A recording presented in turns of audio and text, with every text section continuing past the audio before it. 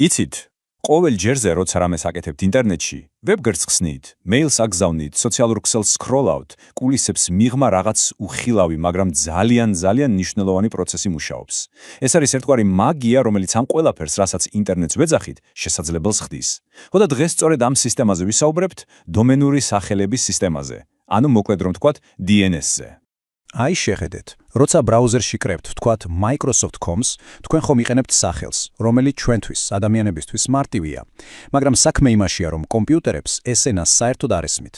მათთვის საჭიროა რიცხვები. აი ასეთი ზუსტი თანმიმდევრობა, IP მისამართი, რომ ქსელში ერთმანეთი იპოვონ. ხოდა ჩნდება კითხვა, როგორ ხდება, რომ თქვენ მიერ აკრეფილი სიტყვები კომპიუტერისთვის გასაგებ რიცხვებად იქცევა.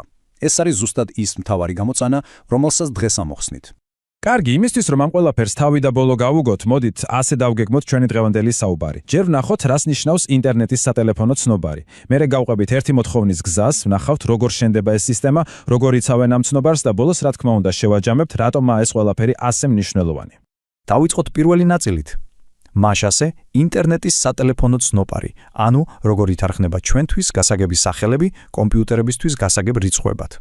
მაშასე, რა არის DNS-ი? სინამდვილეში იდეა ძალიან მარტივია. წარმოიდგინეთ, რომ DNS-ი არის ერთგვარი თარჯიმანი.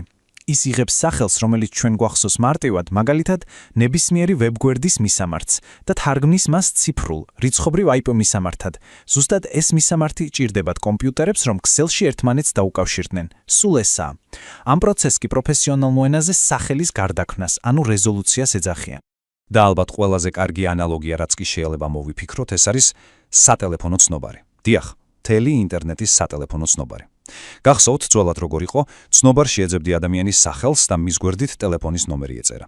DNS ზუსტად იგივე პრინციპით მუშაობს, ოღონდ განსხვავება ისაა, რომ ის ამას აკეთებს ვებგვერდების სახელებისთვის და მათი IP მისამართებისთვის. და კიდევ ერთი განსხვავება, ამას აკეთებს გლობალური მასშტაბით და წამის მემილიონედებში.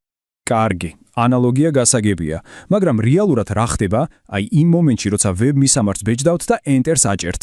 მოდით ახლა ზუსტად ამ გზას გავყვეთ თავიდან ბოლომდე. გასაკვირია, მაგრამ ეს ყველაფერი იწყება არა სადღაც შორს, არამედ თქვენს საკუთარ კომპიუტერში. სანამ ინტერნეტისკენ გაიხედავს, თქვენი კომპიუტერი ჯერ საკუთარ თავს ეკითხება, მე ხომ არ ვიცი უკვე ეს მისამართი. ის ამოწმებს ჯერ ლოკალურ ფაილებს და მერე, რაც მთავარია, თავის кэშს. Кэში მარტივად რომ თქვათ, არის მოკლევადიანი მეხსიერება, სადაც ინახება იმ საიტების მისამართები, რომლებზეც ცოტა ხნის წინ იყავით.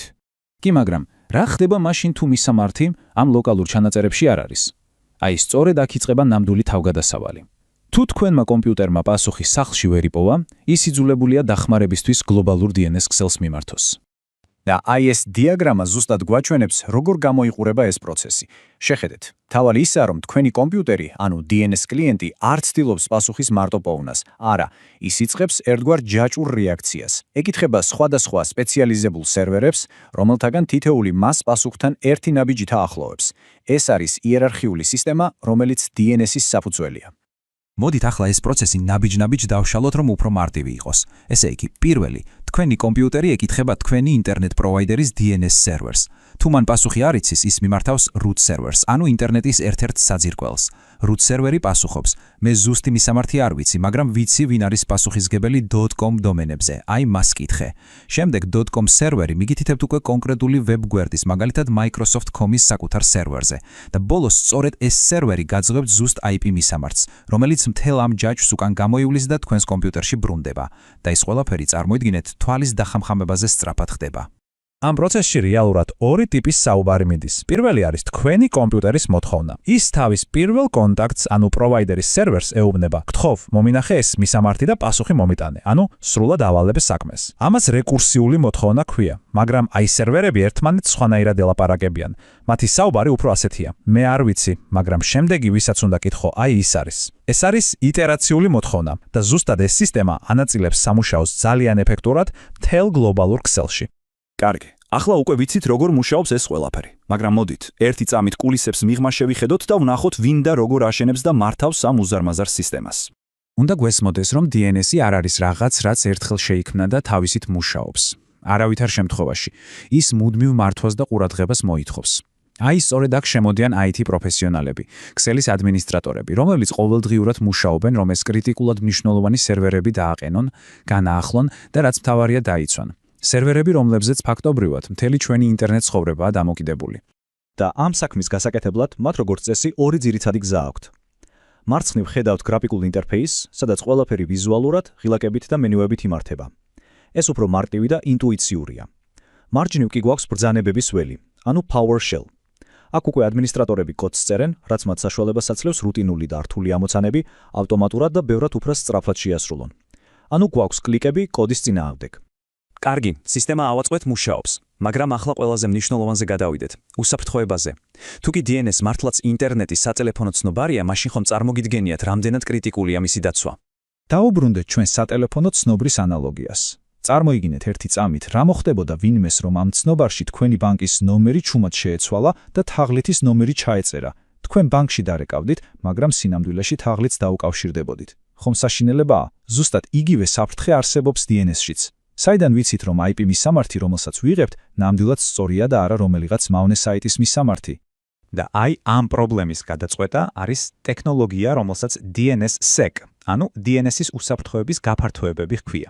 წარმოიდგინეთ, რომ ეს არის ერთგვარი ციფრული ნოტარიუსი. ის ფაქტობრივად ციფრულად აწერს ხელს DNS ჩანაწერებს. ეს ხელმოწერა კი თქვენს კომპიუტერს საშუალებას აძლევს დარწმუნდეს, რომ პასუხი ნამდვილად Sandoz სერვერიდან მოდის და გზაში არავის შეუცვლია ან გაუყალბებია. აი შეხედეთ, პრაქტიკაში ეს ასე გამოიყურება. აქ ადმინისტრატორი იყენებს სპეციალურ ხელსაწყოს, რომ DNS ზონას, ასე ვთქვათ, ხელი მოაწეროს ციფრულად. სწორედ ეს მარტივი მოქმედება რთავს DNSSEC-ს და ამატებს უსაფრთხოების იმ კრიტიკულ ფენას, რომელიც ასე აუცილებელია. მაგრამ DNS-ეკ ერთადერთი დამცავი მექანიზმი არ არის, არსებობს სხვა ფენებიც, მაგალითად ქეშის დაბლოკვა. გახსოვთ წეღან რო ახსენეთ ქეში, სერვერების მოკლევადიანი მეხსიერება. ხო და ქეშის დაბლოკვა რას აკეთებს?